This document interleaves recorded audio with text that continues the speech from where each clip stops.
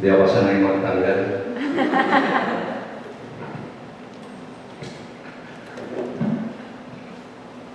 So good morning again, everyone.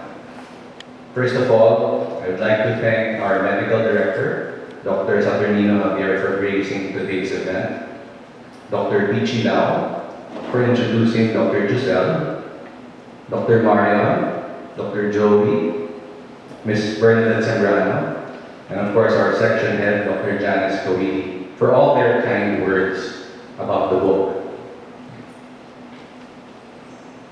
So this is the book. Kita naman dyan. The cover art and the paintings inside were made by my better half, Dr. Giselle. The cover layout was done by a young talent named Rohan Lorenzo and edited by Elizabeth Delarga and Rolando Fernandez. And before I go into the content of the book, let me publicly thank Professor Ambet Ocampo, who I call the rock star of Philippine history, for writing the foreword of the book. And of course, many thanks to Dr. Joey Tabula for the introduction. Dr. Joey is a very prolific and talented poet. And in his intro, and you heard it earlier, you met other doctors who continue to contribute in literature in addition to providing medical care. Of course, thank you also to my family, the Buensalidos and the Sorias, some of them coming from Zamboanga. Thank you so much for coming. Thank you to the friends who came here, to the colleagues, and of course my family from Makati Med, the section of Infectious Diseases, led by Dr. Janice, and of course the Department of Medicine, led by Dr. Pablo Lorenzo.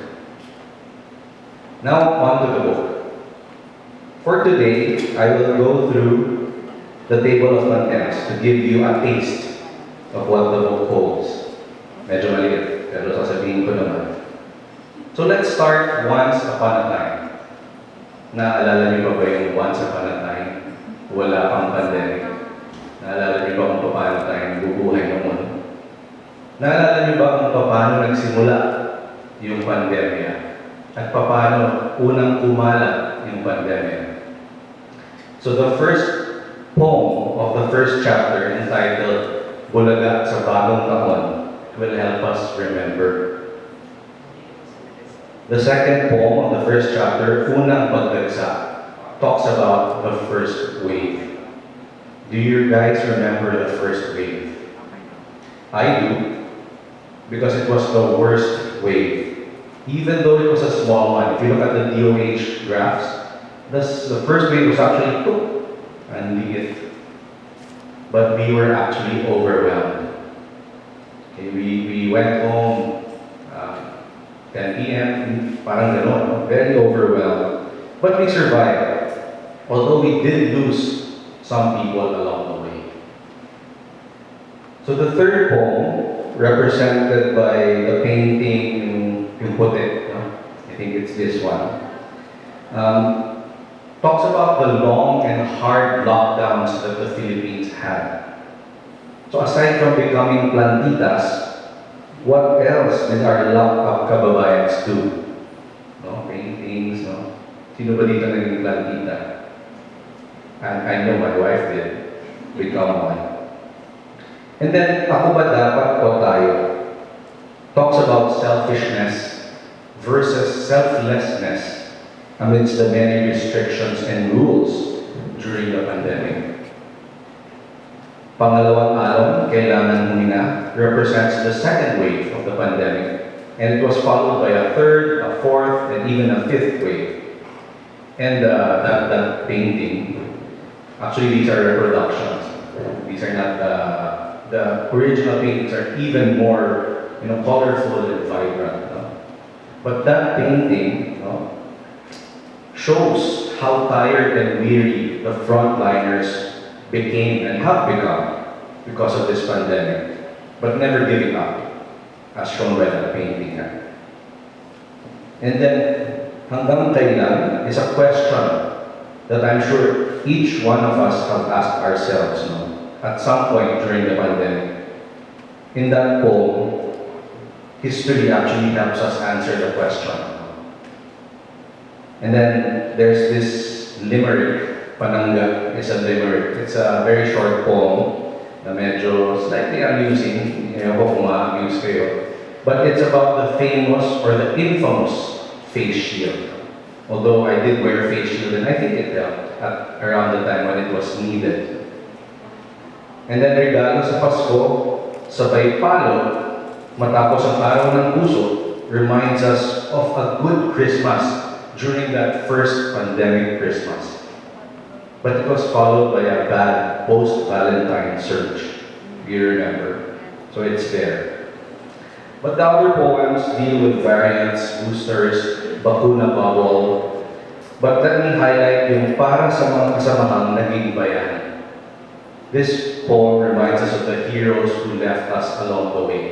And the ones that I included in the poem were people that I had personal knowledge of, who I knew. For example, Dr. Raul Hara was a teacher of mine when I was in training. Dr. Karen Abatsenen, I'm sure you saw her in the news, no? When she was a first-year pediatrics resident, parang story ni Jody, ako naman yung intern. No? And she was the one who taught me my first lumbar puncture in PGH. Okay. And then Dr. Grace Lim was our brave ER doctor in Asian Hospital. And Dr. Sani Gatchalpian was, of course, a past president of our society, the Philippine Society for Microbiology and Infectious Diseases. Dr. Johnny talked about the blackout poems. So it's basically a blackout poetry is getting a text, any text, a poem, a paragraph, something, and then you just erase line or word or line sentences, and you end up with words that remain in white, and that makes a new poem. Okay. And for my blackout poems in this book, I used two poems, which is Dr. Jose Rizal's poems, and we had. It's a totally new poem after that, so check it out. I won't go through the second chapter or yung pangalawang kabanata because mas fresh yun sa atin. Medyo alam pa natin yung nangyari. Dr. Johnny talked about Harik, So it's an angry poem. Very parang sinulat ko, So this second chapter is actually more emotional. And the second poem that I wanted to highlight was ito naman, hindi angry poem. It's a love poem. Kanino kaya tungkol itong ang mahal na general ng punong tanggapan? Definitely it's dedicated to my better half, my one and only, si Dr. Joseph. So check it out. Makita niyo, romantiko din pala. At mga himpilan sa lungsod di pwede lumabas. Ngunit, ang mga Chino nakatunog. Ayaw nilang matali at mabitag. Hindi na naghintay at di na natulog.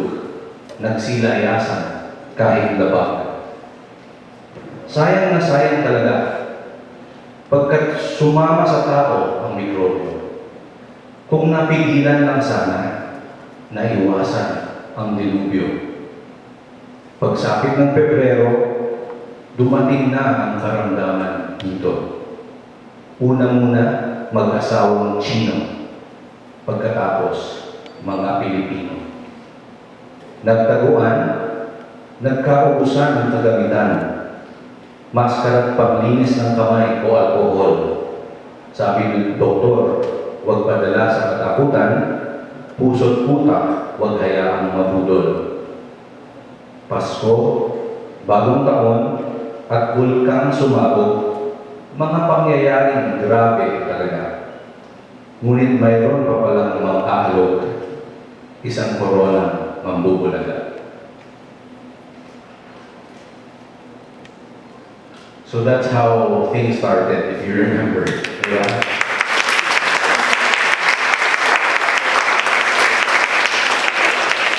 And fast forward to now, April 30, 2022, we have knocked down COVID-19.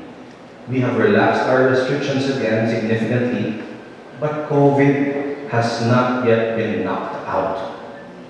How do we do that? How do we knock it out? By continuing masking, mamaya babalik ko yung mask ko. Distancing, as I can see you there right now. Hand hygiene, before we touch our eyes, nose, mouth. Vaccination and boosting. We need to starve the virus. Pag wala na siyang mapasukang healthy body, magugutom siya, tutumba na yan. And we can finally knock it out. So, konting effort na lang, ipanalo na natin to. Thank you so much.